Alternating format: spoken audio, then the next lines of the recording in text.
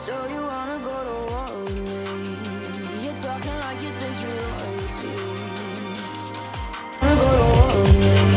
You're talking like you think you're royalty. You think I'll fall just like a guillotine, but I am here to stay. Won't look away.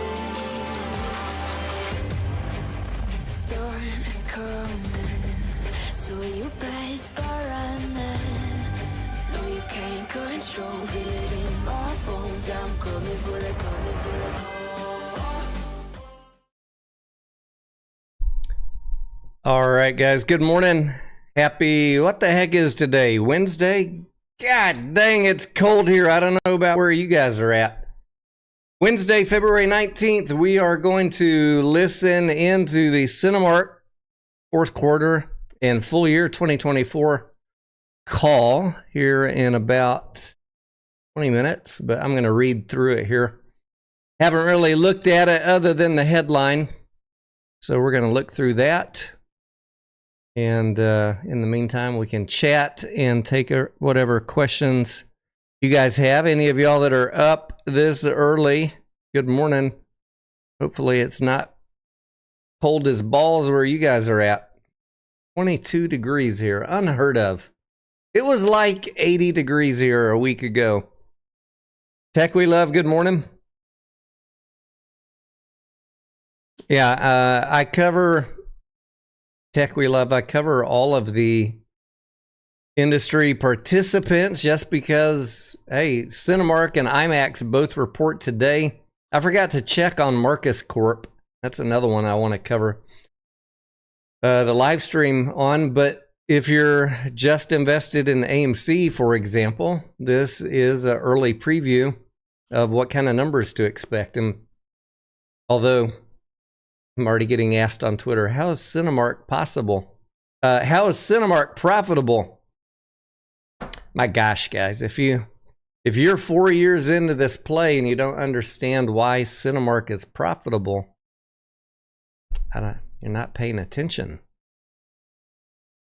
Smaller company, lower cost structure, yada, yada, yada. Easier to be profitable at a smaller box.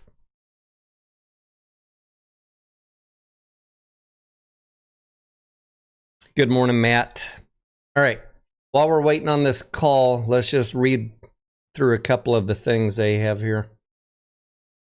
Total year revenue in excess of $3 billion. Net income for the year, $313 million. Adjusted EBITDA, $590 million. $466 million in cash from operating activities and $315 million of free cash flow. So all the people on Twitter asking, why is Cinemark's price $33? There you go. Positive operating cash, positive free cash flow. And in fact, they have so much positive numbers coming from their operations and cash flow that they are reinstating an annual dividend of 32 cents, which is about a 1% yield. Q4 was good. I mostly want to hear what their outlook is on Q1, and it was really good. Q4 was really good for a smaller company like Cinemark. I'm sure it'll be good for IMAX, and I don't know about Marcus Corp. We'll find out. But I really want to hear what they say today about Q1 and the rest of 2025.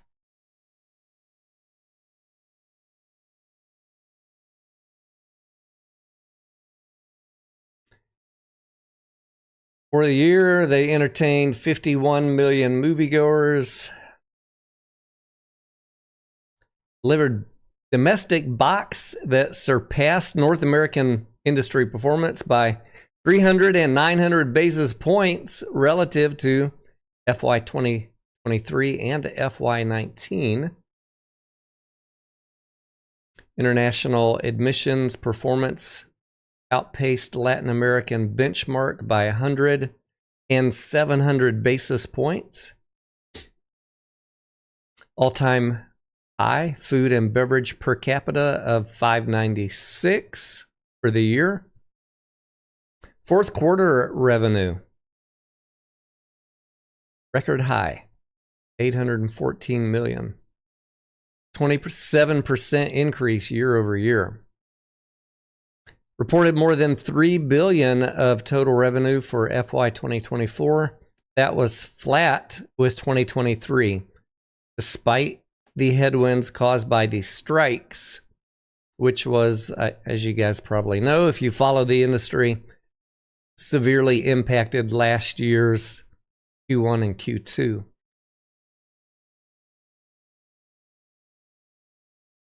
Diluted earnings per share for the year, 206.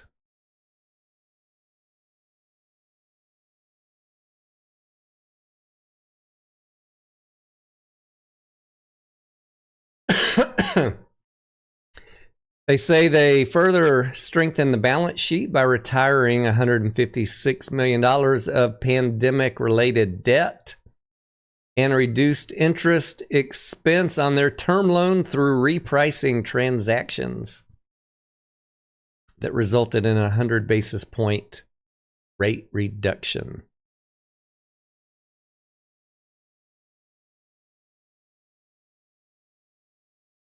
All right, I should pull up stock analysis and look at this side by side real quick while we're waiting on the call.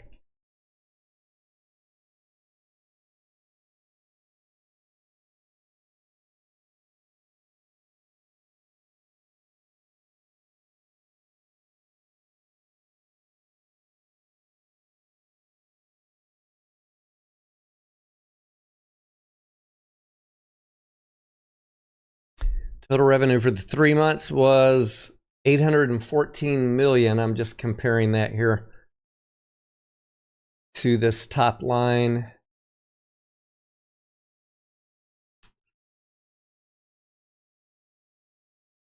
Oh, wow. They already got the numbers in here. 814 million. So a little bit less than Q3.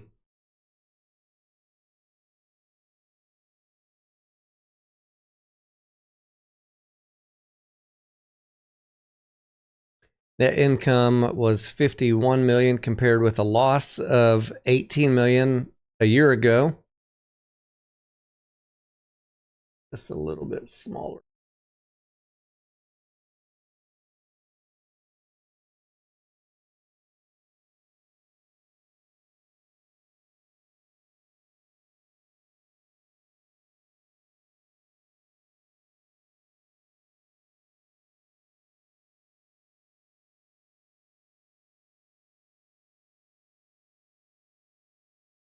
Net income,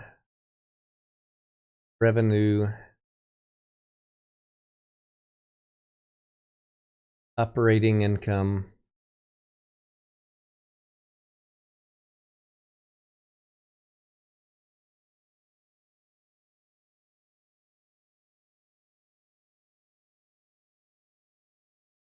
earnings per share. So they have, you guys are going to see this on any company that has convertible notes. Even if they're not converted, you're going to have two numbers for earnings per share on a profitable quarter.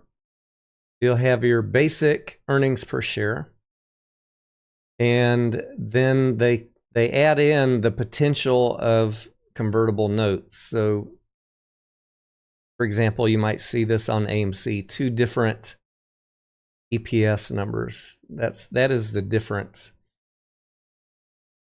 This diluted doesn't mean that the shares are in the float yet. It's just a accounting rule. You have to provide both numbers to shareholders. And as we see in their press release, they report the diluted earnings per share.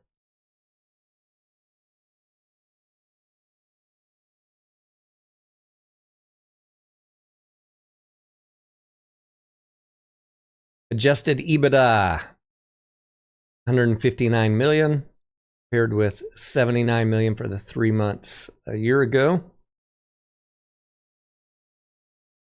Total revenue for the year decreased 0.6% compared to a year ago for the entire year.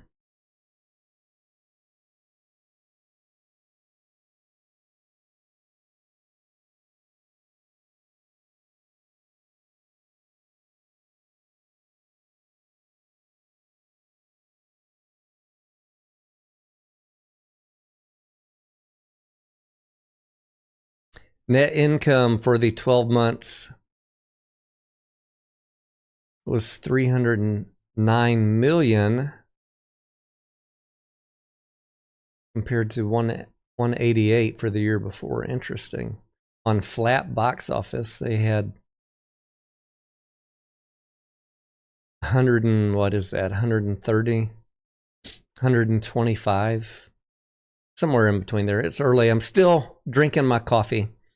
Over 120 million in net income improvement.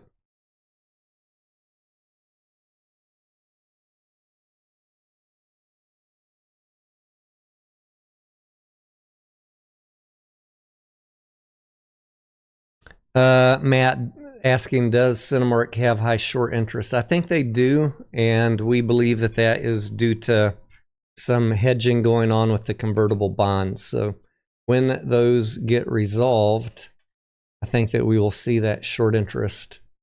I don't think it has anything to do with Cinemark's share price or hedge funds or illegal shorting.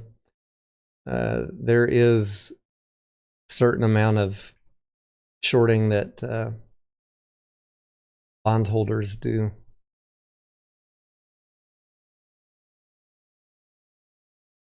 To hedge their bonds.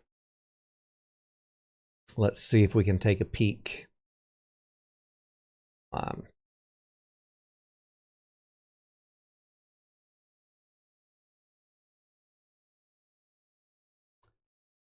It is 20%. Yep.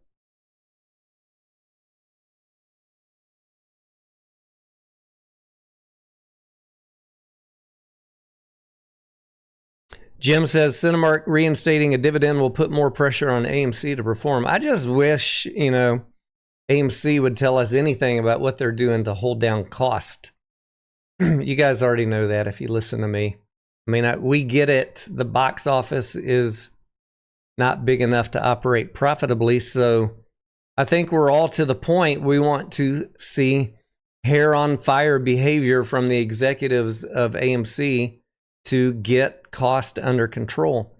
And I want to see not increased spending, which is, I was kind of upset that he was talking about the Go plan, and that is up to interpretation.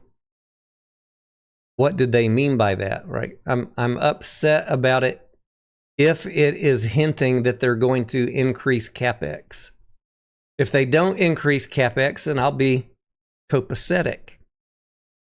I only want to hear about cost reduction strategies from AMC until they're profitable. We can't go another year without making money every single quarter.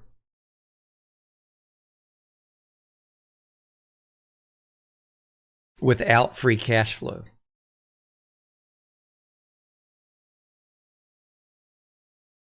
All right, we've got what? 8 minutes to the call. Cinemark is down in pre-market, but let's see how much of a run-up they've had. Now, I have never bought any Cinemark. You guys know last year my two big cinema plays were IMAX and Marcus Corp MCS. Those performed beautifully last year, about a 100% increase. Let's get Bitcoin. See this. But it looks like Cinemark also up over 100% from January of last year. That's what can happen when you get profitable.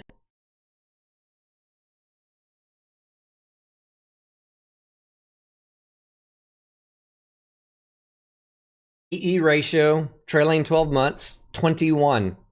PE ratio forward is 18. That's about the industry norm. I generally, if I'm trying to ever make a prediction for AMC, what would the stock price be if they ever got profitable? I use a PE ratio of 20. I know there are people that try and steer you guys into looking price to sales, No. No.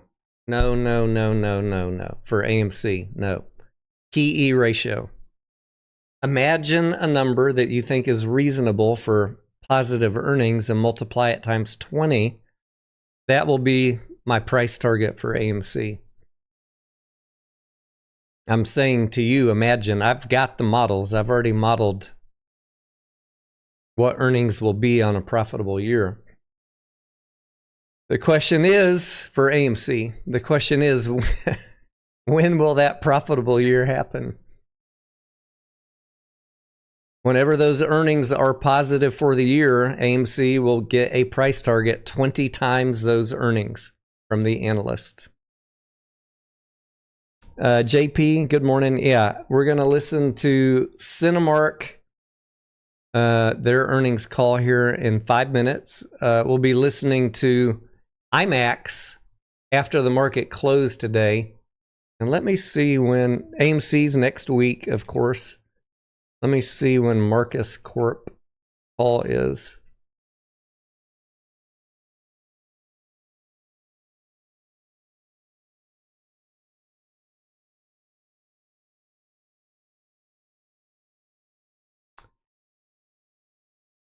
Be nice if it's not today. Oh, okay. So it will be on February 27th, Thursday next week.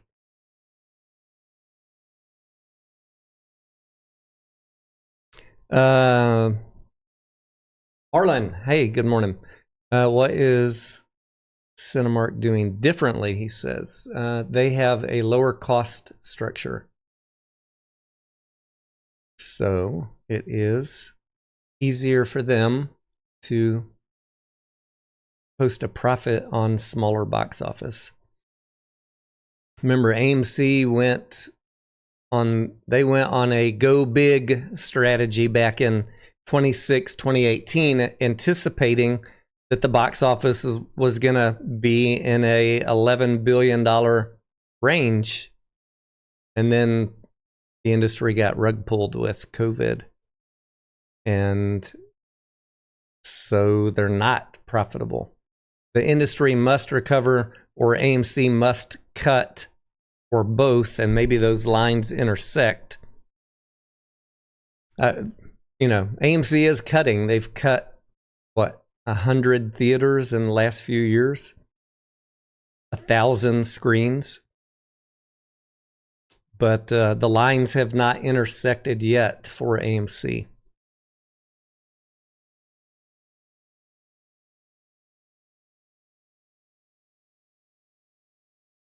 The earnings are out, JP. Jim says Cinemark doesn't have a European albatross around their neck. Yeah, Jim, I haven't done... that's maybe a fair point. I haven't done a lot of super detailed comparison of... Cinemark is in Latin America. It's very low revenue. AMC is in Europe, which is higher revenue, but then you have currency issues. I haven't done a super detailed comparison about the benefits or negatives of one international market versus the other. I generally just look at them as a whole. Maybe that's sloppy work on my part, but all right, let's get dialed into this call.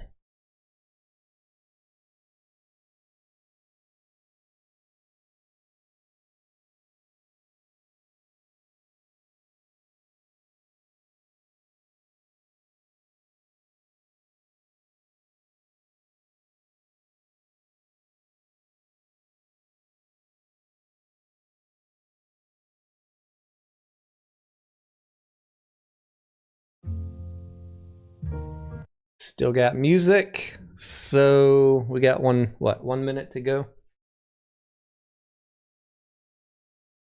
I will. Thank you, Jim. I'll do that.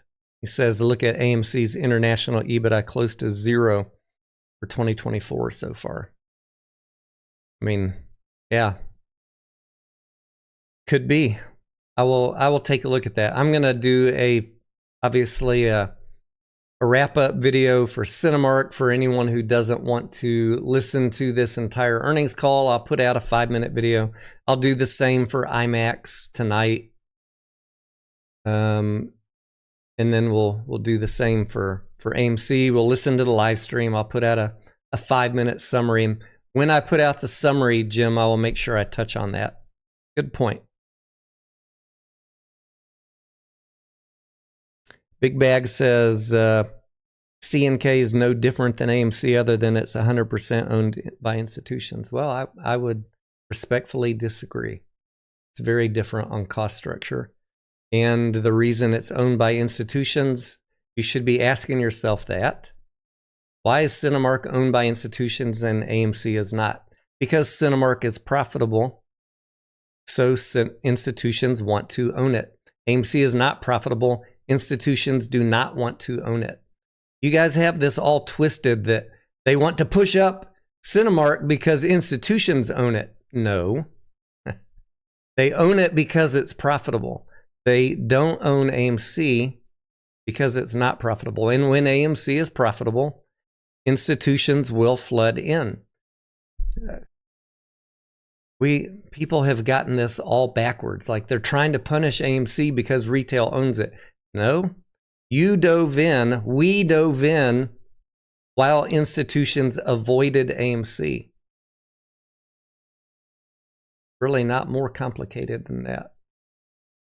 A question and answer All right, session will here we follow go the on the formal call. presentation. If anyone requires operator assistance during the conference, please press *0 on your telephone keypad. As a reminder, this conference is being recorded. It is now my pleasure to introduce your host, Chanda Brashears, Senior Vice President of Investor Relations. Thank you. Please go ahead. Good morning, everyone. I would like to welcome you to Cinemark Holding, Inc.'s fourth quarter and full year 2024 earnings release conference call, hosted by Sean Gamble, President and Chief Executive Officer, and Melissa Thomas, Chief Financial Officer. Before we begin, I would like to remind everyone that statements or comments made on this conference call may be forward-looking statements. Forward-looking statements may include, but are not necessarily limited to, financial projections or other statements of the company's plans, objectives, expectations, or intentions. These forward-looking statements are subject to risks and uncertainties that could cause the company's actual results to materially differ from those expressed or implied in the forward-looking statements. The factors that could cause results to differ materially are detailed in the company's 10-K, which was filed this morning. Also, today's call may include non-GAAP financial measures. A reconciliation of these non-GAAP financial measures to the most directly comparable GAAP financial measures can be found in the company's most recently filed earnings release, 10-K, and on the company's website at ir.cinemark.com. With that, I would like to turn the call over to Sean Gamble. Thank you, Chanda. Good morning, everyone. Before we get started, I'd like to first express our deep sympathies for our many friends, colleagues, partners, and the collective Los Angeles community that has been impacted by the devastating wildfires in California. Our hearts go out to all of you as you manage through this difficult time. Thank you all for joining us this morning for our fourth quarter and full year 2024 earnings call. During our prepared remarks today, I will focus predominantly on full year highlights, and then Melissa will provide details pertaining to our fourth quarter financials and go forward capital allocation strategy. As we look back on 2024, box office results once again reinforce the enduring and timeless appeal of shared cinematic experiences that are unique and exclusive to a movie theater environment. Throughout the year, audiences showcase their ongoing enthusiasm for being immersed in captivating stories and events on a grand, larger-than-life scale with cutting-edge sight and sound technology that can't be matched at home or anywhere else.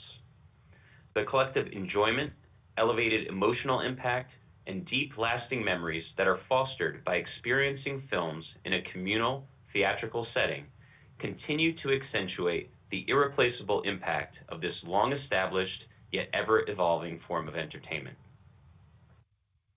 North American industry box office reached approximately $8.8 billion in 2024, which climbed to within 3% of 2023, despite the significant headwinds that were imposed by the prior year's strikes in Hollywood. As more and more compelling content was released to the big screen, movie-going momentum surged, delivering overall results that far exceeded expectations with numerous all-time records. Examples include the highest-grossing animated film in history, the most successful R-rated film of all time, and North America's biggest Thanksgiving box office weekend ever.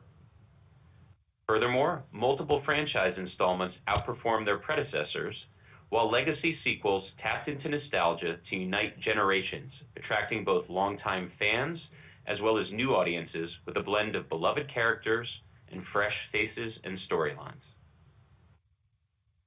And as the industry swelled to better-than-expected results, Cinemark once again went above and beyond with year-over-year box office performance that outpaced our industry by 300 basis points domestically and 100 basis points internationally.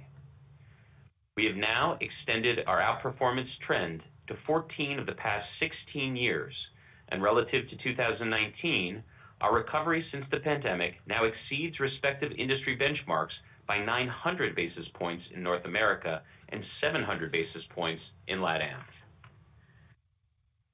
During 2024, we maintained our meaningful market share gains of more than 100 basis points relative to our pre-pandemic baseline, and we entertained more than 200 million guests across our global circuit. Furthermore, we also achieved all-time high concession sales with another new domestic food and beverage per cap record of $7.89 that was propelled by our second highest purchase incident rate ever.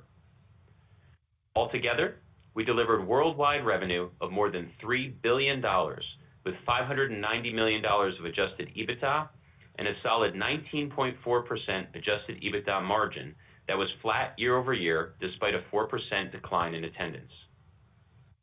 We also generated strong free cash flow of $315 million and further refortified our balance sheet. Our results are the byproduct of an intense focus on effectively navigating the dynamic ebbs and flows of film release volume throughout the year, while simultaneously advancing a wide range of strategic initiatives geared toward positioning our company for future success. Over the past several quarters, I provided updates on these initiatives, including actions we've pursued to elevate the experience we provide our guests, build audiences, grow new sources of revenue, streamline processes, and optimize our footprint.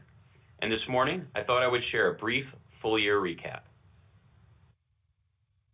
The content we show on our screens is always one of the primary drivers that attracts guests to our theaters. Our studio partners and filmmakers do a phenomenal job of producing all kinds of captivating films that are intriguing to audiences, and then advertising those films with compelling campaigns to generate interest to see them. At Cinemark, we then work hard to amplify the impact and conversion of those campaigns, driving audiences to our theaters through the extensive marketing reach, loyalty programs, and sophisticated scheduling tools that we have developed over many years.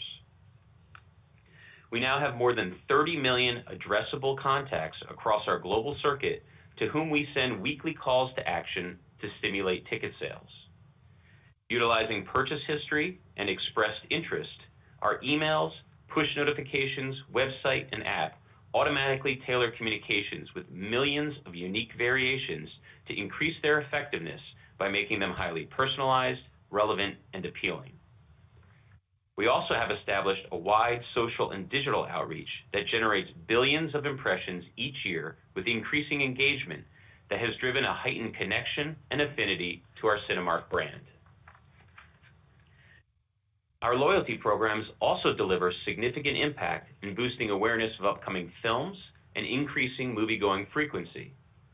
Our guests continue to find tremendous value in our fan-favorite monthly membership program, Movie Club, and over the course of the year, subscribers grew another 10% to nearly 1.4 million members. We have an active channel of communication with our Movie Club members They are consistently our most satisfied customers, and in 2024, tickets purchased through Movie Club grew to represent 25% of our domestic box office. Moreover, combined with our free movie rewards program, loyalty members now consistently represent over half of our domestic box office proceeds every quarter. In addition to utilizing marketing and loyalty efforts to stimulate moviegoing demand, we also have improved our programming capabilities. Through an ongoing refinement of the database tools and controls we use to schedule our showtimes, we further increased the volume and availability of films that consumers want to see most. Additionally, we once again actively pursued non-traditional content to attract guests to our theaters during slower periods of release volume, as well as to expand our audience base. Foreign, faith-based, concert, and repertory films continue to grow in appeal and generated more than 10% of our domestic admissions revenue for the third year in a row. Of course, beyond what we show on our screens, what's equally important in keeping guests coming back for more is the experience we provide them when they visit our theaters. To that end, we remain committed to continuously enhancing the quality and execution of our in-theater presentation, amenities, atmosphere, and service to deliver a comprehensive entertainment value that is unmatched across our industry and that continues to earn us positive satisfaction ratings from nearly 95% of our guests. In 2024, we continued advancing the multi-year conversion of our entire circuit to Barco laser projectors, reaching 20% of our global footprint. We also diligently maintained our superb fleet of digital projectors, delivering an incredible 99.98% uptime while sustaining our industry-leading light levels across more than 10 million shows throughout the year. We also maintained our commitment to investing in new, premium amenities while extracting increased impact from previous installations. In doing so, we achieved record-breaking box office results for our large format screens, driven by our XD auditoriums, the world's #1 exhibitor-branded premium format. For the full year, PLFs represented 5.5% of our total screens, but accounted for 13.4% of our total box office proceeds, which was up 60 basis points from 2023 and almost 400 basis points from 2019. Similarly, our D-Box motion seats also set a new box office record that grew almost 40% year over year on a 30% expansion in seat count. Of course, we also continue to derive substantial benefits from our widespread fleet of premium recliner seats that span approximately 70% of our domestic circuit. Another amenity that also meaningfully contributes to the atmosphere and experience guests enjoy at our theaters is our food and beverage selection. During 2024, we further enriched the variety, assortment, and ease of purchase of our concession offerings. We continue to expand enhanced hot food options, hone our menus to better cater to local tastes, and fine-tune the layout of our self-service facings to improve sell-through. We also work to capitalize on emerging consumer trends for convenience with the introduction of more expedited queue lines that are now present in a third of our domestic theaters, while further ramping up our mobile ordering platform. At the same time, we actively leaned into growing excitement for movie-themed merchandise, which further elevates the fun, excitement, and anticipation of going to the movies. Collectively, these many actions drove our all-time high food and beverage results that I mentioned earlier. To round out the progress we have made advancing our strategic initiatives in 2024, we also continued to increase the sophistication and efficiencies in the way we operate our business. Over the course of the year, we maintained our focus on continuous improvement in our pursuit to drive productivity without compromising quality by using refined data, analytics, and tools to simplify tasks, increase automation, and strengthen decision-making. Through our ongoing efforts, we further enhanced our staffing and workforce management capabilities, as well as re-engineered varied operating procedures to successfully generate a third straight year of labor productivity upside, reducing payroll hours deployed per customer while preserving our guest service standards.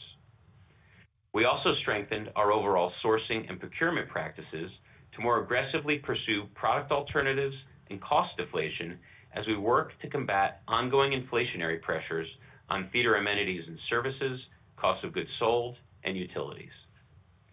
And in the realm of pricing, we further invested in our team, analytics, and market intelligence to more closely monitor and respond to market elasticities at a discrete theater level so our pricing stays actively calibrated and aligned with evolving demand dynamics.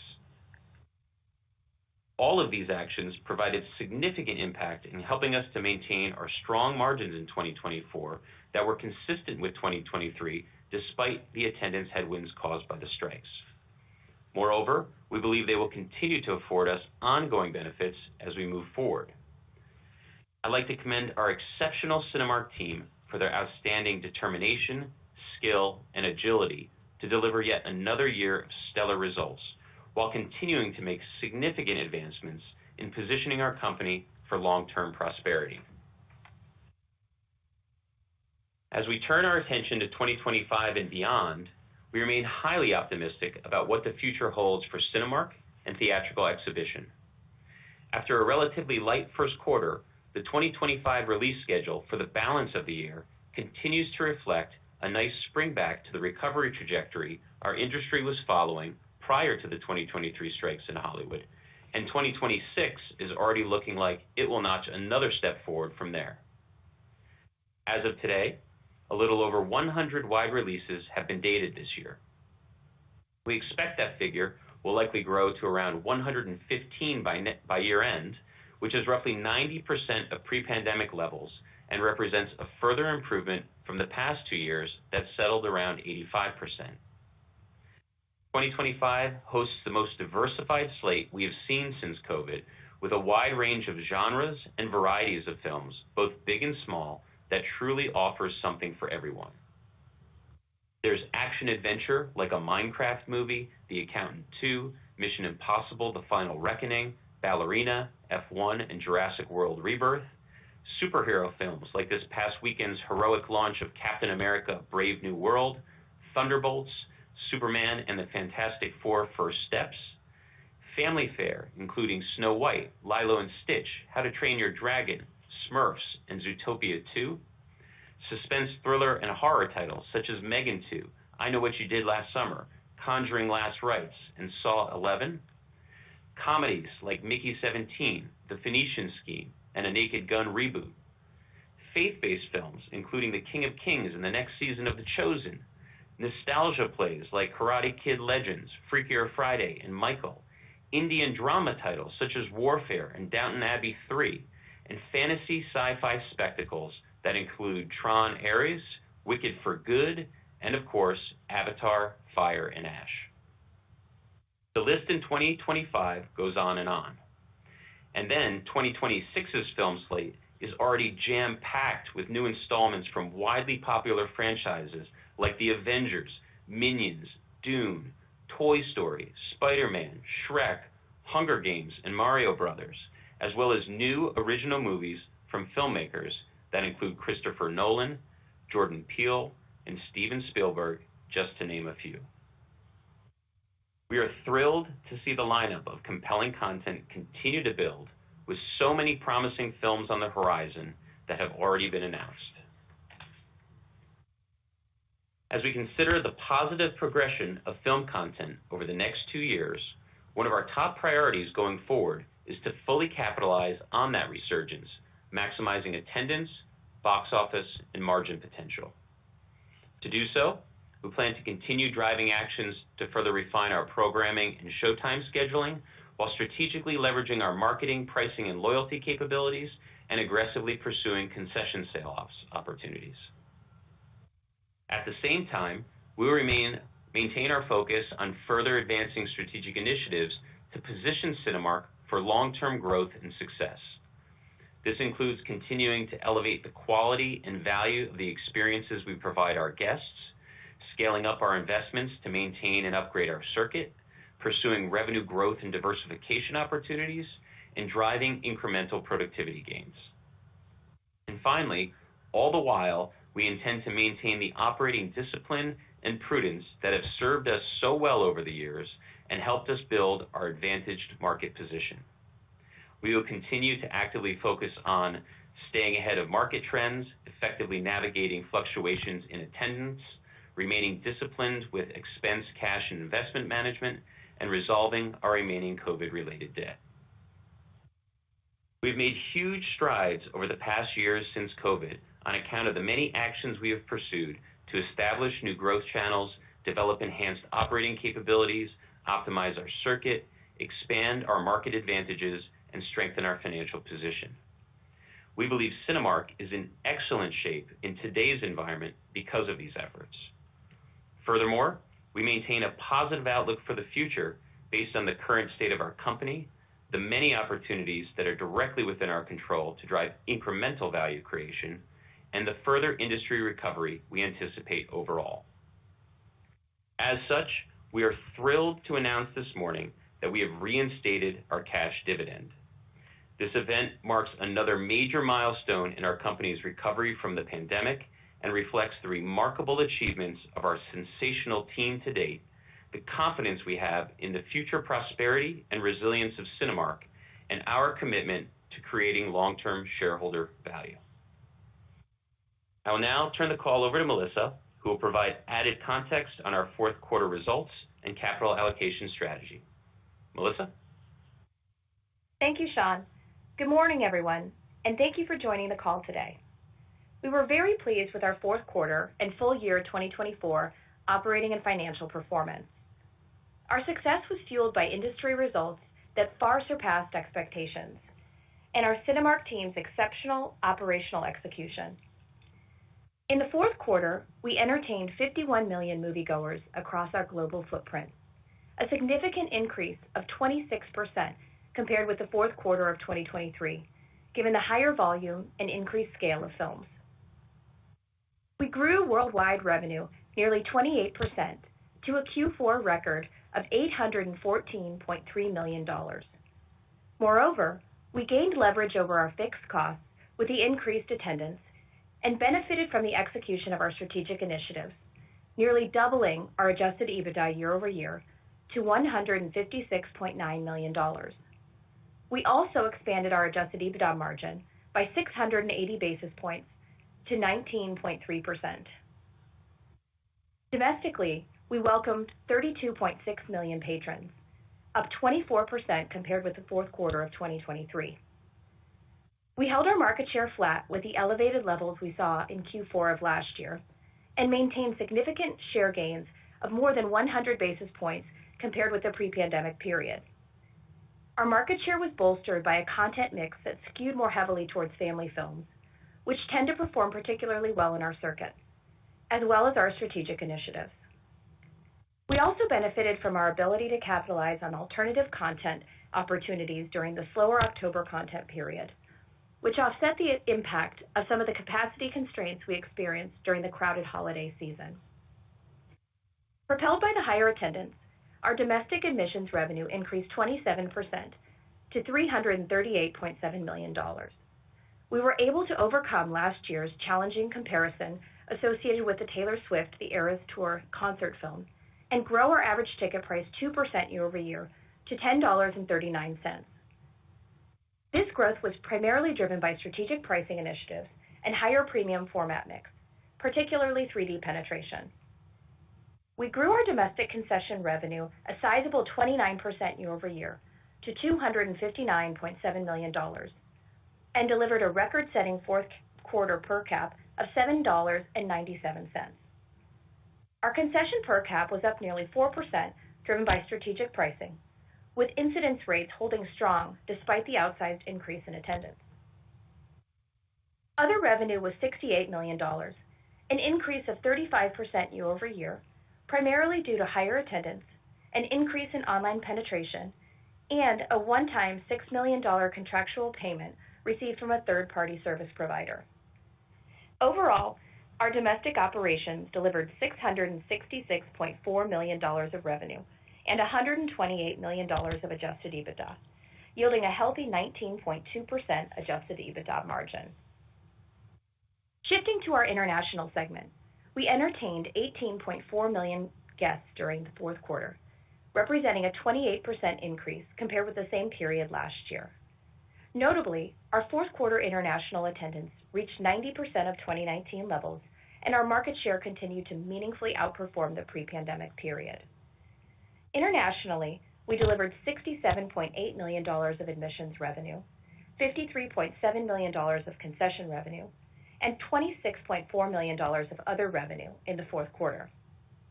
In total, we grew international revenue 23% year over year to $147.9 million and increased adjusted EBITDA 160% to $28.9 million, yielding a 19.5% adjusted EBITDA margin. International adjusted EBITDA benefited from enhanced operating leverage associated with the 28% increase in attendance, film performances that were stronger than expected, and inflationary impacts, partially offset by FX devaluation.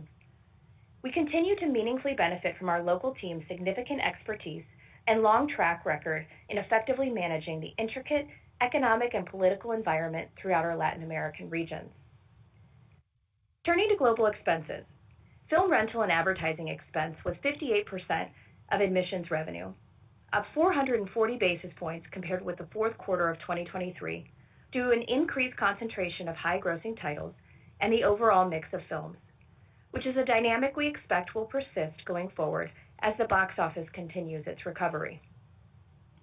Concession costs as a percent of concession revenue were 19.2%, down 30 basis points year over year, driven by strategic pricing measures, lower shrink and waste, and favorable concession rebates, partially offset by inflationary pressures on certain concession categories and a shift in product mix.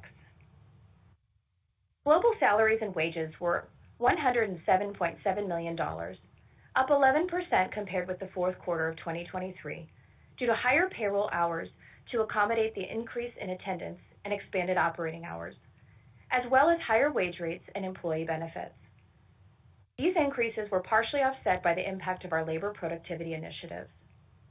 As a percent of total revenue, salaries and wages declined 200 basis points year over year. Facility lease expense was $80.6 million, a modest increase of 2% year over year, reflecting the relatively fixed nature of domestic leases, as well as higher variable rent internationally due to the increase in attendance. As a percent of total revenue, facility lease expense decreased 240 basis points. Utilities and other expense was $127.3 million, up 12% from the fourth quarter 2023, primarily driven by the increase in attendance, which impacted our variable costs such as credit card fees. This expense line item was also impacted by higher gift card commissions and higher property and liability insurance. As a percent of total revenue, utilities and other declined 210 basis points. G&A was $57.1 million in the fourth quarter and increased year over year due to wage and benefits inflation, increased severance costs, and higher share-based compensation. These impacts were partially offset by lower incentive compensation expense and foreign exchange rate fluctuations. Globally, we delivered $51.3 million of net income attributable to Cinemark Holdings, Inc. in the fourth quarter, and diluted earnings per share of 33 cents. For the full year, we generated $309.7 million of net income attributable to Cinemark Holdings, Inc., and diluted earnings per share of $2.06. Shifting to the balance sheet, we ended the year with a healthy $1.1 billion of cash, which remains elevated as we prepare to address our convertible notes maturing in August of 2025. Our year-end cash balance benefited from $315 million of free cash flow generation during 2024. Specific to the fourth quarter, we generated $136 million of free cash flow, which was bolstered by working capital tailwinds associated with the stronger December box office. Keep in mind, our free cash flow has benefited from lower CapEx levels as well as lower cash taxes due to our utilization of tax attributes accumulated during the pandemic period. As we look forward, we expect our CapEx levels will ramp up as box office recovery resumes, and our cash taxes will increase.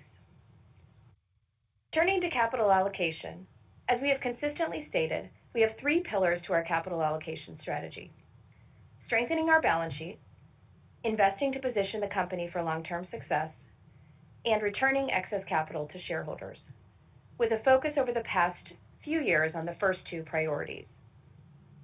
Regarding the first pillar, we are proud of the progress we made during 2024 to strengthen our balance sheet.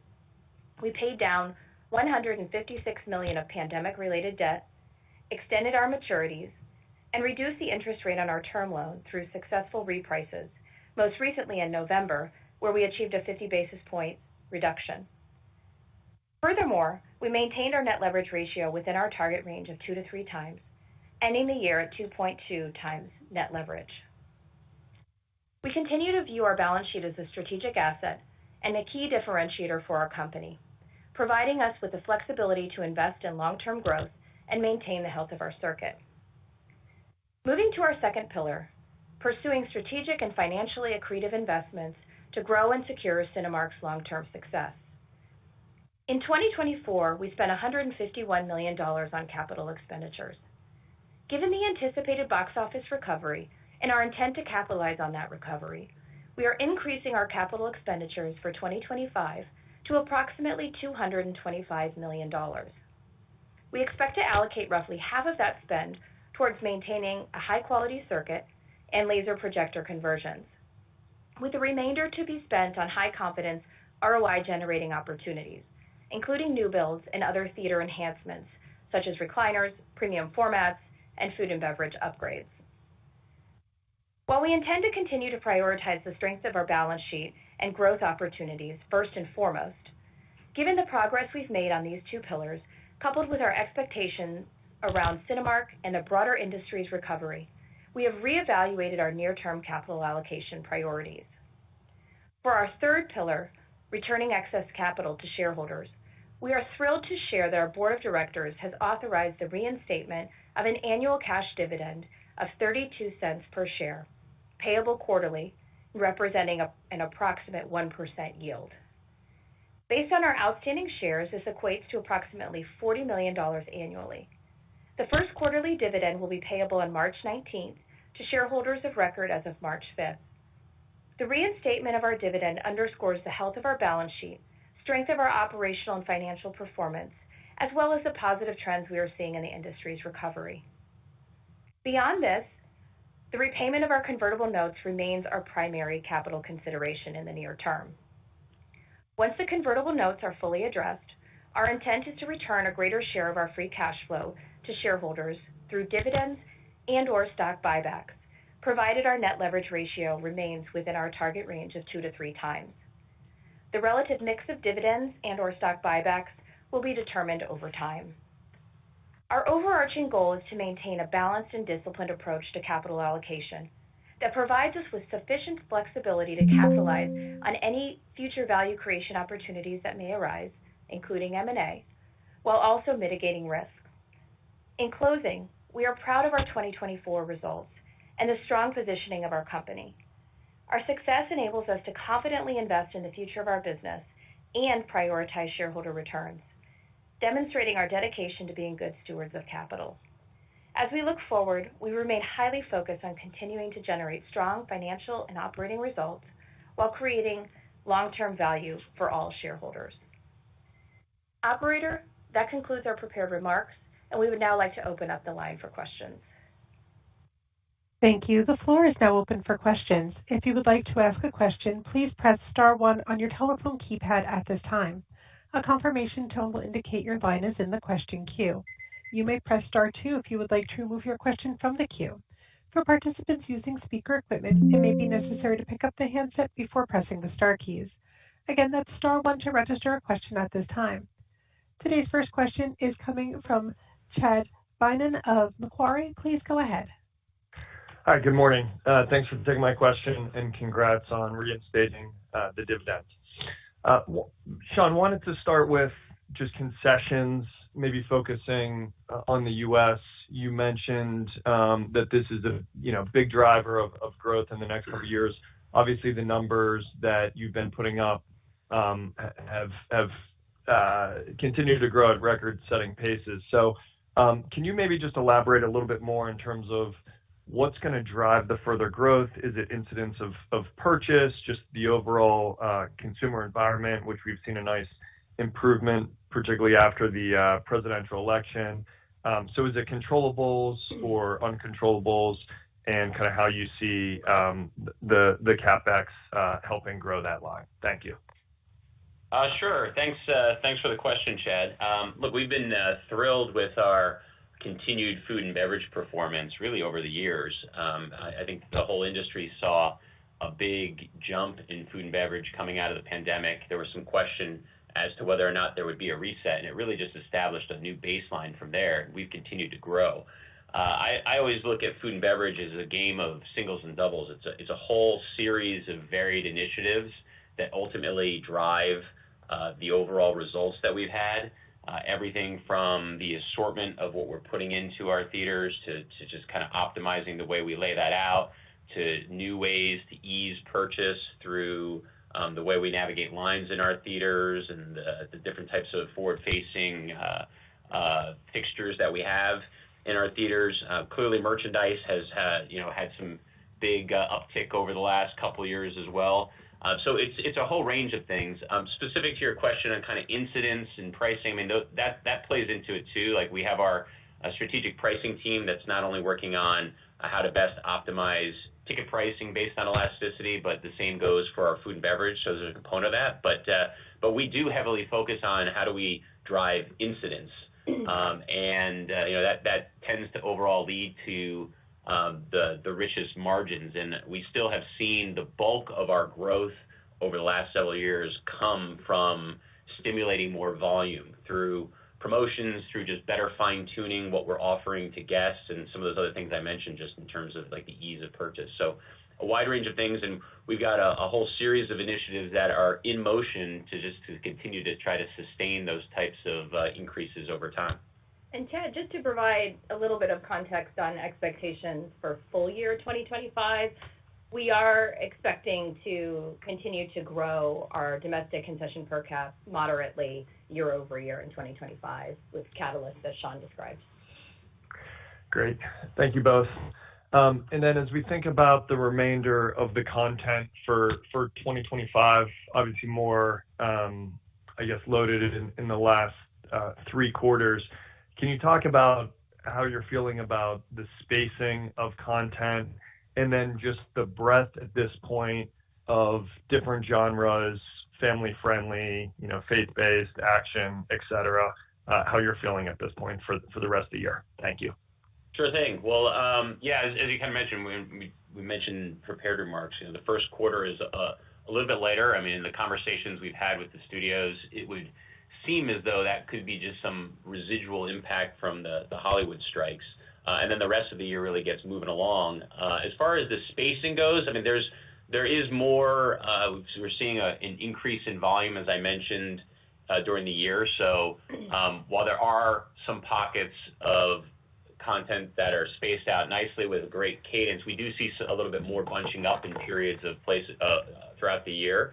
So that could create some more capacity constraints than we've seen in the past. Again, I would flag those are usually positive signs in the sense that we're fully maximized in terms of our occupancy and those periods.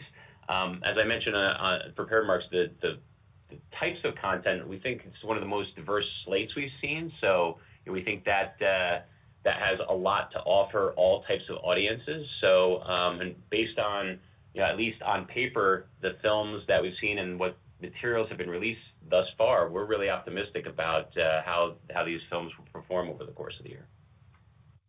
Thank you. Appreciate it. Thanks, Chad. Thank you. The next question is coming from David Karnovsky of JP Morgan. Please go ahead. Hi, thank you.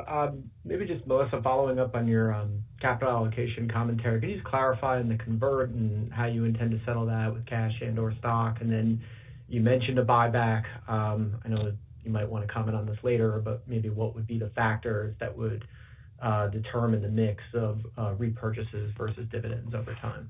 Good question. Great. So In terms of your question on convertible note maturities, so as we've conveyed in our prepared remarks, given our strong financial condition and optimism around our recovery and that of the industry, we do intend to repay the principal amount of the convertible notes using cash on hand upon their August 2025 maturity. The notes don't have a provisional call feature, so we do expect our cash balance to remain elevated in the near term as we prepare to address the converts. Beyond the principal amount, we do have a call spread in place that protects us from stock price movements up to $22.08, and we have the flexibility to settle the impact in either cash or shares.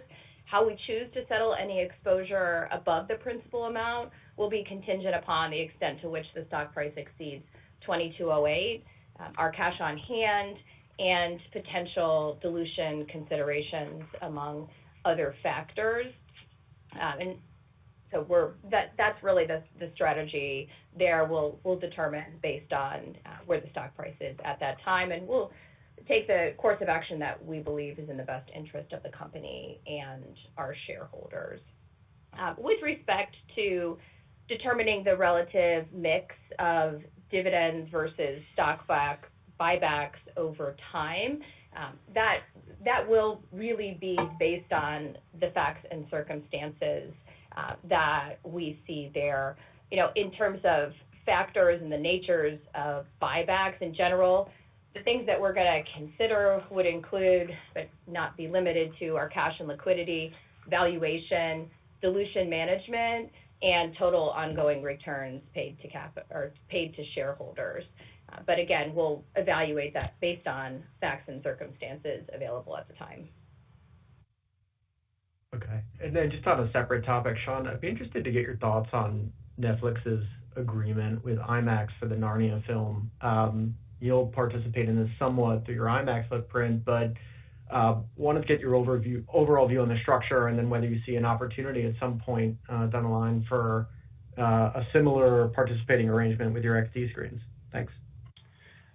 Sure. I think it's an interesting structure they put together. I think we would have preferred to see a more full, wide release of a film such as that. I think that also sounds like is similar to what the filmmaker would prefer. But I know it's pretty clear from their commentary that's not the strategy they're choosing to employ right now. So I think this has been described more as a promotional effort and way to support talent versus any real shift. I think ultimately it remains to be seen how that film gets programmed, because it is being released in a very crowded period of the year in 2026, where it'll be going up against several other major films that will have full releases from major studio suppliers. So I think it's kind of a TBD in terms of how that plays out. So it's an interesting concept, and I know it's an approach that's being used, but I don't think it's necessarily one that is sustainable over time. Thank you. All right, thanks, David. Thank you. The next question is coming from Robert Fishman of MoffettNathanson. Please go ahead. Good morning. I'll start with Sean and then one for Melissa too. Sean, actually a two-parter for you. So can you continue to perform strongly in the markets in the U.S. I think you call out number 1 or 2 in the box office and 21 of your top 25 markets. Can you just talk about the advantages of your domestic geographic footprint that I think still leans a little bit more suburban, or are there regions in the U.S. that you can benefit from getting even bigger? And maybe on the flip side of that, since 2019, you've reduced your screen count by about 400 screens. So do you see building more screens going forward as good ROI, or should we expect further reductions of the underperforming screens in the years ahead? Thank you. Thanks, Robert. Great question. I think starting with our profile, we do tend to operate more in suburban markets across the country at large. Not to say that we aren't in some urban markets. We obviously have a large presence in places like San Francisco and Los Angeles, and that's just how the circuit has evolved over time. Certainly has nothing to do with any aversion to other markets that we're not in the U.S. We tend to evaluate those ultimately as areas of further opportunity for growth, like kind of you asked. Ultimately, it boils down to what's the opportunity on a discrete level. So as we looked over time, the places that we've chosen to put theaters in have just yielded the best prospects for returns. So we would be open to broadening out into some other markets too, to the extent that there were opportunities that had a high confidence of accretive new theaters. You mentioned kind of closing down theaters. We have reactivated our new build pipeline. We do believe that will continue to be part of our overall optimizing footprint strategy over time and a pocket of growth for us. We do see more opportunities emerging that have the right kind of return profile and the right kind of demographics for new builds. Clearly, that whole pipeline was put on a bit of pause during the pandemic, but we're encouraged by what we see in terms of future opportunities. It'll all boil down to the types of returns prospects we have and the balancing of our capital allocation priorities that Melissa spoke about earlier. Very cool. And so, Melissa, if we go back to some of your prepared remarks, keeping margins flat in full year 24 versus 23, just can you talk a little bit more about how we should think about margin improvement in 25 and beyond? Clearly, a lot of moving pieces on the cost side with box office expected to recover further. Maybe just talk about some of those cost line items like the film rental costs and other potential efficiencies. Thank you. You're welcome. All right. So if we hit go forward margins, a couple things that I'd highlight. First, based on the performance that we've been experiencing over the past couple of years, we're certainly optimistic on our ability to expand margins as the box office rebounds further in 2025 and beyond. In terms of 2025, we do expect our margin to benefit from higher operating leverage over our fixed costs due to the stronger year-over-year box office, as well as the ongoing execution of our strategic initiatives and growth in our average ticket prices, as well as our concession per caps. However, these anticipated benefits may be somewhat offset by market share tempering as the box office recovers and auditoriums increasingly reach capacity limits, as well as ongoing inflationary and other expense pressures, as you mentioned. More specifically on the expense side, as you project out margins for 2025, there's a couple of things that I would keep in mind. So first, we do expect our film rental rates will increase in 2025 versus last year, given a greater share or a greater concentration of blockbuster content anticipated. Second, on the salaries and wages side, we are facing ongoing wage rate pressure that you'll want to take into account. And then specific to international, due to local labor laws, we do have less flexibility to adjust staffing levels with changes in attendance, which may impact international margins as the box office further rebounds. I'd also call out utilities and other. We do expect that to reflect higher repairs and maintenance this year as we address some deferred maintenance needs across the circuit. And then on the G&A side, modest increases are expected there as we look to invest in headcount and capabilities to further advance our strategic initiatives and position the company for long-term success. But those investments will be targeted in nature. And then lastly, on the Latin America side, we'll always want to factor in inflation as well as the FX dynamics in the region. All of that said, we do remain highly focused on maximizing overall profitability and margin potential. Very helpful. Thank you both. Thanks, Robert.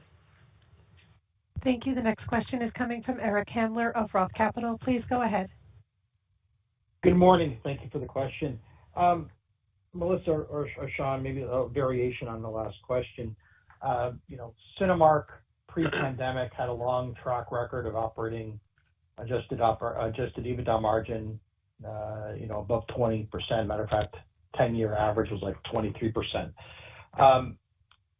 Revenue this year, at least from a consensus basis, is for a record level.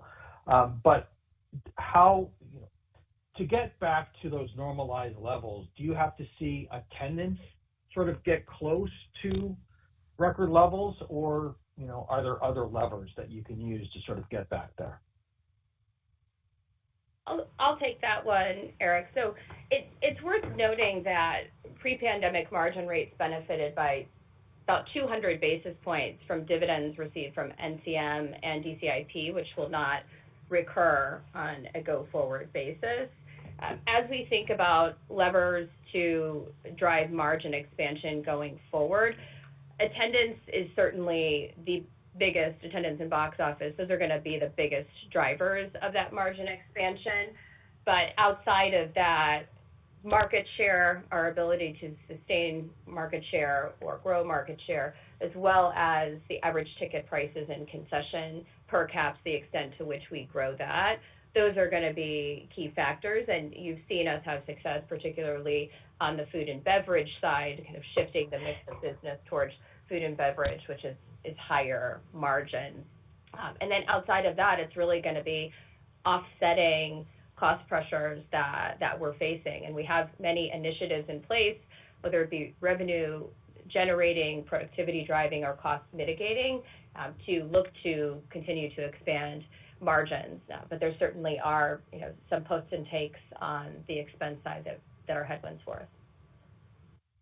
Helpful. And then, Sean, you did mention about sort of reactivating your new build plans, and I believe that part of that is in your 2025 budget. At this point, do you have many projects signed up for construction, and when can we start seeing maybe some of those come online? And then can you maybe talk about the variation between domestic versus LATAM? Sure thing. Yes, we actually have a new location opening this week, in fact, in El Paso, which is our first family entertainment center concept. That is happening right now. We have a couple other projects that are in motion that we expect will be happening this year. There's some other opportunities also that we are not committed as of this point, but that we're also working on. I mean, so we do have a variety of things, and that's continuing to build. Of course, that, as I mentioned earlier, that the pace of that will be dependent on just ongoing industry recovery, our cash flow projections, our balance sheet refortification objectives, and just the overall strength of opportunities. There's a range of things that go into that. More of those opportunities at this point are domestic-based versus international-based. There are a couple of things that are actually in motion international as well, as far as some screen additions and things of that nature. So that we have reactivated kind of our exploration across the LATAM markets too. But I would say that's moving a little bit slower at this stage than what's happening in the U.S. Thank you. Thanks, Eric. Thank you. The next question is coming from Ben Swinburne of Morgan Stanley. Please go ahead. Thanks. Good morning, Sean and Melissa. I want to ask a couple cash flow related questions.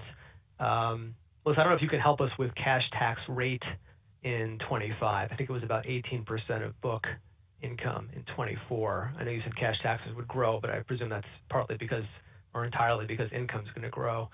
And then I think you had mentioned at a conference last year, kind of longer term capital spending in the $200 to $250 million range. Obviously, that's within your 24 numbers in that range. Just wanted to see if that was still the right kind of longer term framework. And then I think maybe the more important question is just how do you and the board think about the right free cash flow payout ratio when you just combine, whatever it is you're going to do with buybacks and dividends? Presumably it's to some degree tied to free cash flow generation. I think your 40 million dividends going to be about 13% of at least last year's free cash flow. Pre-pandemic, you were paying out like 60 to 100% in any given year. Obviously, the dividend was much higher, but just like long term, what's the philosophy around, sort of return of capital once we get beyond the August convert? Thank you. Sure. I'll start with the cash taxes. So on the cash taxes side, we do expect that to start to step up meaningfully in 2025. And there's a couple drivers of that. First, as business recovery continues, that will naturally cause our cash taxes to increase. We also have less available tax attributes to minimize our tax exposure. And then thirdly, Brazil has been under a corporate income tax holiday since 2022, and they'll start to return to their statutory income tax rate of 34%. So those three factors are really driving our cash taxes to increase in 2025.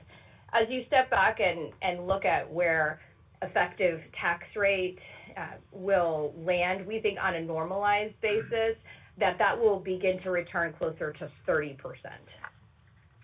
So that's the context on the cash tax side. In terms of capital expenditures and really what that normalized range would be over time, we have stated in the past, as you mentioned, Ben, 200 to 250 million as being within that normalized range, and we're at 225 as the expectation for this year. As we think about beyond 2025, we do think that the number could grow to 250, potentially a little beyond that, but that's going to be contingent upon the accretive investment opportunities at that time. So I'd say for now that's a pretty good range for where we think things could shake out, but we'll have to see where the ROI opportunities are. And then on the third point, in terms of how we're thinking about free cash flow, the percentage of free cash flow that we ultimately will allocate over time, just from a philosophy standpoint, the way that we're thinking about this is we want to make sure that our capital allocation strategy is maintaining sufficient flexibility for us to be able to capture opportunities that are in front of us while at the same time mitigating risk. So we want to make sure at the end of the day that we're considering those two factors, but we're really just trying to deliver long-term value for all shareholders. So we'll be balancing those factors. Okay. But you'll operate presumably within your leverage range, or would you dip below the leverage range? Because obviously if you keep the payout ratio lower, at some point you'll dip below 2. Yeah, so the intent is for us to operate within that 2 to 3 times net leverage ratio going forward. Gotcha. And then if I could just ask Sean about the slate. I know you don't have a crystal ball, but since you have a 26 slate slide in your deck, it's fair game. Are you still expecting, supply to get back to pre-pandemic levels next year, and presumably, box office as well along the way? Well, I mean, it's interesting. We're certainly optimistic of that volume pipeline continuing to round out. We had thought that potentially 2025 would be a year we'd see volume creep back to pre-pandemic levels, and then clearly the 6 months of work stoppage in Hollywood impacted that. We're looking this year at continuing to bounce back somewhere between 2023 and where 2019 was. I mentioned, potentially up to 115 releases, which would be about 90% of pre-pandemic levels. And then 2026, what's phenomenal about 26, I mean, obviously the studios tend to plant their stakes for their large films. We have nice visibility into that, and it looks very promising. How those mid-tier and smaller films round out, we won't get line of sight to that until much later. But based on the conversations we continue to have, the new entrants that continue to ramp, like an Amazon and an Angel Studios and A24, as well as non-traditional content, we're definitely optimistic that it'll close the gap further, if not reach the level of volume that we saw prior to the pandemic. So we're definitely encouraged by the continued trends we see with regard to the rebuild of volume. Thanks a lot. Thanks. Thank you. The next question is coming from Omar Mejias of Wells Fargo. Please go ahead. Good morning, and thanks for the question. Sean, I think you highlighted on your prepared remarks, and maybe a follow-up to the prior question for your expectations of 115 films by year end and 90% of pre-pandemic. And you talked about just closing that gap over the next few years. So how should we think about where these films will come from? Is it mostly from just additional volume from some of the major studios, new entrants, or some of the smaller studios just ramping up the volume mid-sized film? Just any color on sort of how that bridge looks like to sort of closing that gap, or potentially exceeding it. And Melissa, on the cost side, U.S. costs came in a bit higher than expected, and you talked about some of the potential drivers there. But maybe I think you talked about salaries and wages and some inflationary pressures there, but maybe on the concession side that they were also elevated. And I think you've talked about some inflationary pressures and some internal initiatives. Can you unpack what some of the drivers there from those two key factors? Thanks. Thanks, Omar. Yeah, just on I'll start with your first question regarding the volume. I think kind of our sense is from all the factors you mentioned, when we speak with our traditional studio partners and try to get a sense for what their plans are and add all that up, and then as we know that Amazon has publicly indicated the potential to get to up to 16 films by 2027. So they are clearly building to the level of a major studio in terms of the scale of releases that they plan to have. Angel Studios has been delivering about 5 to 6 films a year. A24 has ramped up. Lionsgate has expressed similar intentions. So we kind of put all that together. And then as we continue to look at how non-traditional content has grown, I mentioned it's been over 10% of our box office for the past 3 years. We continue to see consumer appeal for faith-based, foreign, repertory, concert, creator content types of films gain bigger and bigger results. So there's that element too. And then when we just look at the risk equation on smaller and mid-tier films that has improved as a result of a more dynamic window, we think there's more opportunities even for the studios to continue to try more of that because there's lower downside potential and more upside potential. So that's how we're kind of coming to that overall assessment of things building back towards that volume level, because we're not that far off. I mean, when we were talking about 115 films this year versus 130 on average pre-pandemic, that gap has been closing, and wouldn't take too much more to get that fully back. Obviously, the scale and the mix of the types of films within that will vary year to year. But back to the earlier question, 26 is looking really, really compelling right now. And then, Omar, to your question on the cost side, there are a couple of things that I would mention there. On cost of goods sold rate, there we were favorable 60 basis points year over year in the U.S., so we were pleased with the outcome there, and that was really driven by strategic pricing actions, lower shrink and waste, and higher concession rebates due to the increase in attendance that we saw, partially offset by ongoing inflationary pressures that we continue to see on certain concession categories. We think going forward, in 25, we'll still see some modest pressure, or we'll start to see some modest pressure continue on the COGS front on the inflationary side. However, maybe the points that I would call out on the quarter, Q4 in particular, that may have come in a little bit higher and pressured margins a bit would have been on the utilities and other side. We did see an increase there driven in part by the 24% increase in attendance, which impacts our variable and semi-variable expenses, so namely credit card fees, janitorial, utilities to varying degrees. But in addition to that, we did have higher gift card commissions due to stronger gift card sales, as well as increased penetration in third-party channels.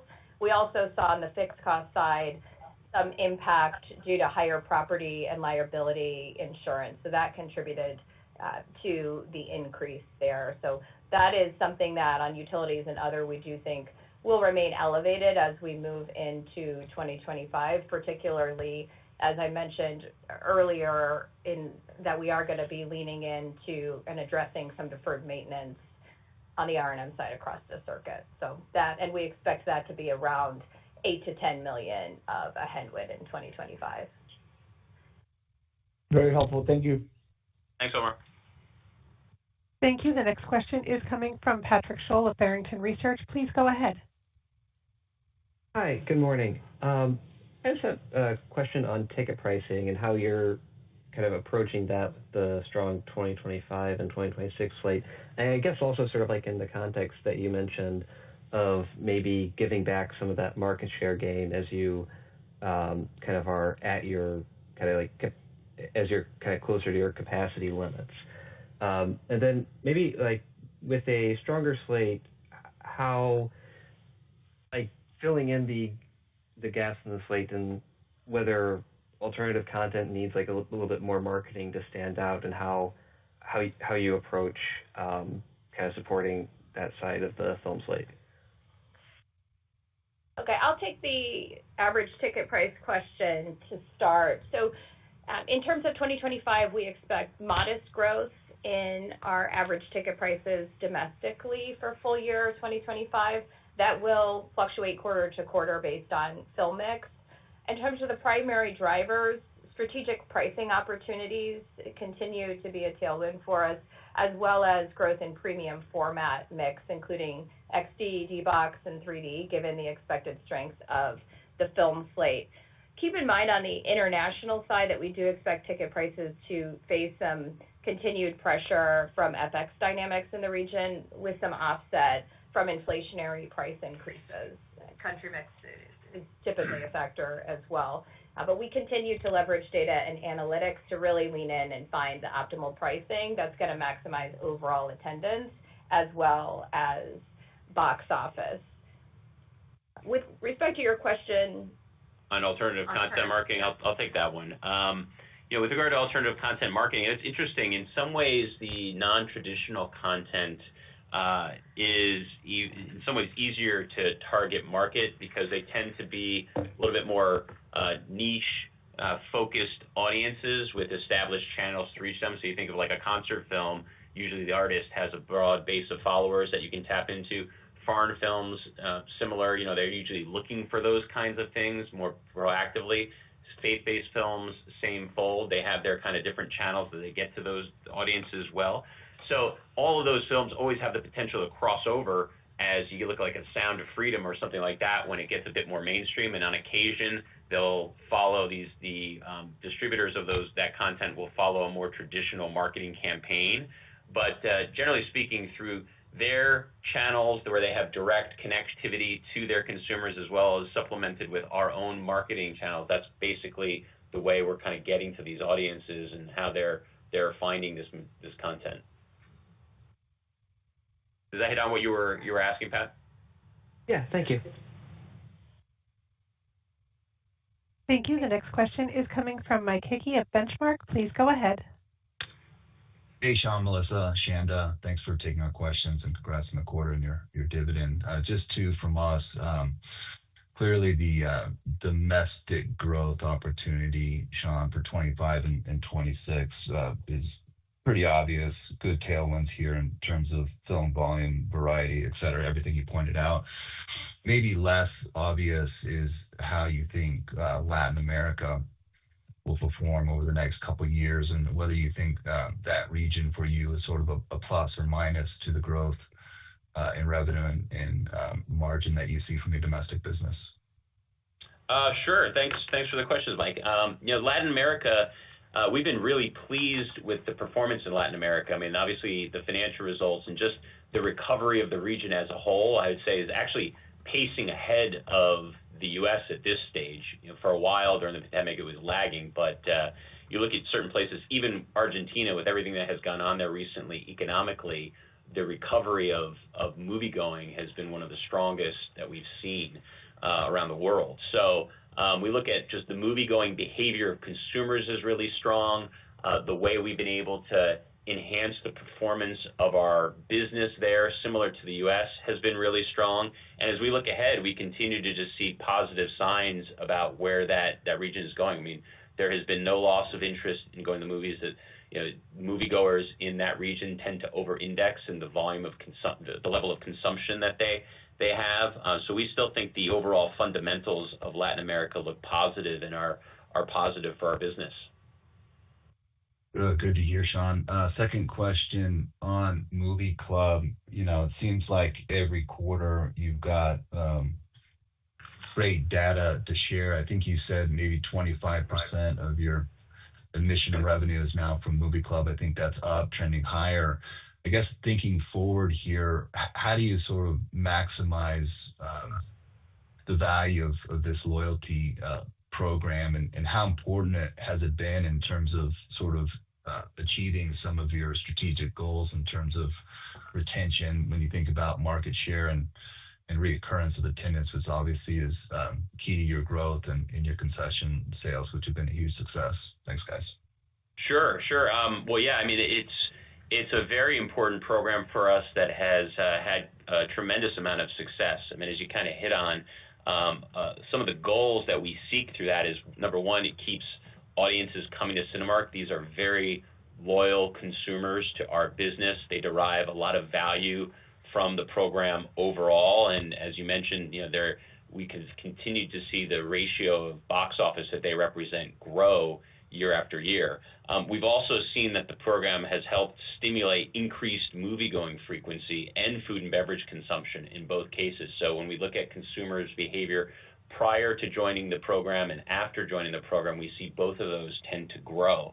So it comes back to the value they derive from the program. It stimulates greater consumption. There's greater upgrading behavior, which is all a positive and directly aligned with kind of the studio's interests as well, which they think very highly of this program. And the third piece is it just enhances the overall experience, which leads to increased guest satisfaction. So it's simplistic. We have a direct line of communication to these guests, so we can we tailor our communications to their likes based on the data we get in terms of learnings of what they tend to prefer, and the ease of purchase is just simplified. So all around, there's just a whole range of benefits that consumers derive, and it's been very important. Fortunately, we've continued to see the program grow at a pace that's consistent with what we were seeing even pre-pandemic. That ebbs and flows based on the amount of volume or amount of content that's in the marketplace, but it's continued growing. And as I mentioned, we were up 10% year over year, and we're up considerably since 2019. Nice. Thanks, guys. Good luck. Thanks, Mike. Appreciate it. Thank you. Our final question from today is coming from Stephen Laszczyk of Goldman Sachs. Please go ahead. Hey, thanks. Good morning. Just two follow-ups from me. First, for Sean on market share, could you elaborate a little bit more on your outlook for market share in 2025 in the U.S.? It sounds like you're expecting some pressure. Just curious how much of that might be slate related or capacity related versus how much might be added competition or any other factors. And then second, for Melissa, on film rental expense, in your prepared remarks, I think you called out some of the increases were expected to dynamically persist going forward. Just curious if you'd talk a little bit more about what this means and if there's any quarters in particular we could expect film rental expense to be heavier or lighter. Thank you. Sure. Thanks, Stephen. I'll talk about 2025 by at least starting with 2024 market share. I mean, we were thrilled with the results of 24. We continue to see benefits of all the efforts we've pursued to drive attendance in just kind of structural market share improvements, which we continue to believe will be sustained at about 100 basis points ahead of where we were pre-pandemic. In 24, those benefits were further amplified by a mix of content that really worked well for our circuit, as well as a slate that was pretty well spread out over the year that minimized the amount of capacity constraints we had with hitting occupancy thresholds. So as we look to 2025, we continue to expect those structural benefits will be maintained, but we do expect some of the content mix benefits we received in 24, as well as the capacity constraints to temper, or the limited capacity constraints to temper a bit. So and that's just a byproduct of more volume in the marketplace overall, more diversified content in the marketplace. So as I mentioned earlier, at least with regard to the capacity constraints, I mean, what generally is happening there is when there's a lot of great content in the market, we're being fully utilized. So we're highly productive in those moments, but some of that volume will spill over to other parts of the market, and our share may compress a little bit. So it's not necessarily a bad thing, but it does affect the overall rate of share that we have overall. And then on the film rental side, our film rental rates for 2024 benefited from a lower concentration of tentpole films due to the Hollywood strikes, particularly in the first half of the year.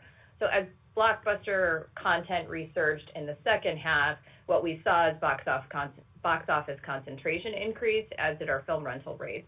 So as we look forward to 2025, we do expect that dynamic to continue with a greater concentration of blockbuster content, which will increase our film rental rates year over year. But as you think about how that could present from a quarterly standpoint, it's really going to be dependent upon the concentration in any given quarter. But the first half of the year, given the impact of the Hollywood strikes in 2024, was certainly lighter on the film rental rate side. As I think the other point that would be worth calling out would be on the marketing side. That is also included within our film rental line item, and that does also vary quarter to quarter based on our expected attendance and the returns that we're seeing. But we do expect for the full year 2025 that marketing spend as a percent of admissions and concession revenue will be relatively consistent to what we saw in 2024. That's great. Thank you both. Mm-hmm. Excellent. Thanks, Stephen. Thank you. At this time, I'd like to turn the floor back over to Mr. Gamble for closing comments. All right. Thank you, Donna. In closing, I just like to reinforce once again the strength, our confidence in the strength of Cinemark and the advantaged position that we maintain in today's environment as a result of the significant advancements we've been able to make over the past years to position our company for success. We remain highly encouraged about the road ahead and the further upside we anticipate with further box office recovery and the continued impact of our strategic initiatives. And I'd just like to thank you all once again for joining us this morning, and we look forward to speaking with you again following our first quarter results. Thank you. Ladies and gentlemen, this concludes today's event. You may disconnect your lines or log off the webcast at this time and enjoy the rest of your day.